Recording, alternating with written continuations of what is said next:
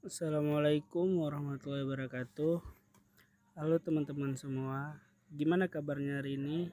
Semoga sehat dan dalam lindungan Allah Subhanahu wa taala.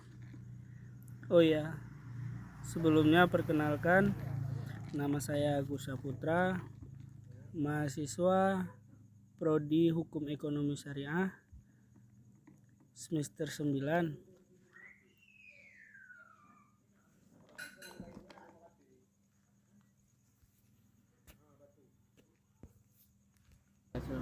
Salam kenal ya semuanya. Sebelumnya saya ucapkan terima kasih kepada teman-teman yang menonton podcast saya ini. By the way, ini podcast pertama saya.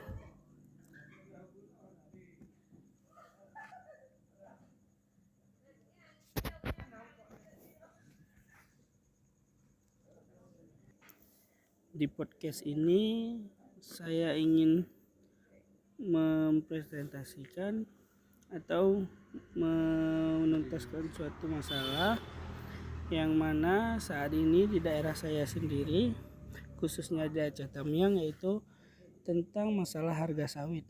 Harga sawit yang meningkat tinggi pada musim trek.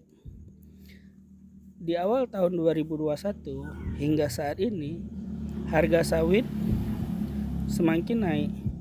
Dan begitu juga hasil dari olahan sawit itu, yaitu harga minyak semakin naik. Namun hal ini tidak berapa berpengaruh pada petani kelapa sawit karena walaupun harga sawit naik, tapi buahnya lagi trek.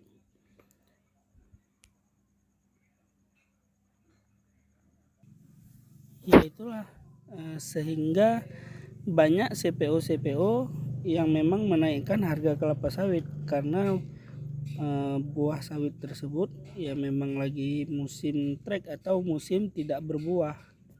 Namun sebagian kelapa sawit yang masih muda dapat berbuah pada saat trek. Untuk kelapa sawit yang berusia di atas 10 tahun itu akan sangat sulit berbuah. Akan tetapi yang berusia di bawah 10 tahun itu akan tetap rutin berbuah. Tapi ya gitulah teman-teman, masih trek juga. Sehingga sebagian petani dapat merasakan hasil yang sangat memuaskan. Dan sebagian lagi ya bermasalah, apalagi untuk pupuk sawit sendiri itu yang subsidi sangat sulit didapatkan. Karena salah satu mengapa sawit itu bisa trek ya karena kurangnya pupuk. Pada saat ini salah seorang tetangga saya mengemukakan bahwa pada saat menjual kelapa sawit kepada pengepul sawit itu harga sawit mencapai paling tinggi saat kemarin itu 2.900, yang dari harganya 1.300 ke 2.900. Tapi itu pun perlahan sekarang harganya turun. Dengan ini masyarakat dapat menikmati hasil yang cukup lumayan dari hasil penjualan kelapa sawit. Gabungan Pengusaha Kelapa Sawit Indonesia atau GAPKI juga menjelaskan kenapa harga minyak sawit mentah yang masih stabil turut dipengaruhi masalah logistik global selama pandemi, yaitu pasokan komoditas minyak nabati lain yang ketat juga menjadi faktor utama kenaikan harga CPO. Sehingga menyebabkan ketidakseimbangan mata rantai pasok antara kelapa sawit dengan hasilnya. Apalagi seperti yang kita ketahui saat ini, harga kelapa sawit memang cukup mahal. Begitu juga dengan minyaknya itu juga mahal. Sehingga banyak ibu-ibu rumah tangga yang tidak memiliki kebun kelapa sawit di Aceh Tamiang ini juga mengeluh. Karena apa? Karena hasil minyak, mereka tidak mempunyai hasil dari kelapa sawit, tapi mereka tetap harus membeli minyak, yaitu karena minyak merupakan kebutuhan sehari-hari.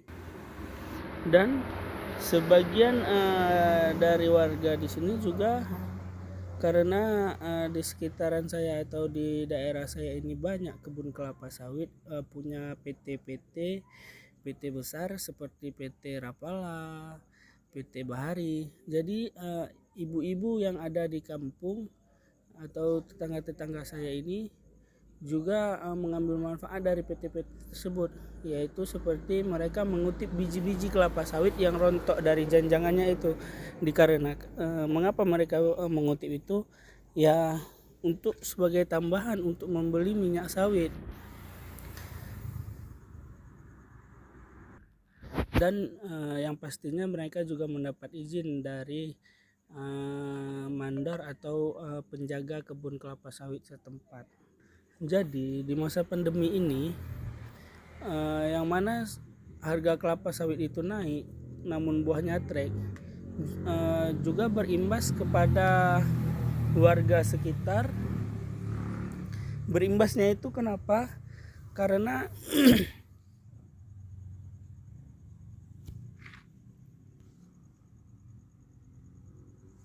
kok ada lagi muncul yang mana ya karena dampak dari COVID ini banyak juga kan suami-suami dari ibu-ibu tersebut terkena PHK dari PT-PT kelapa sawit tersebut. Ya jadi mereka bisa dikatakan kekurangan logistik untuk memenuhi kebutuhan hidup sehari-hari. Baiklah teman-teman, mungkin sampai di sini podcast saya hari ini. Mungkin di sana sini masih banyak terdapat kesalahan dan masih banyak kata-kata yang rancu mungkin yang tidak sesuai dengan harapan yang teman-teman ingin dengarkan. Maklumlah karena ini podcast pertama saya. Saya mohon maaf sekali lagi yang sebesar-besarnya kepada teman-teman. Terima kasih teman-teman. Assalamualaikum warahmatullahi wabarakatuh.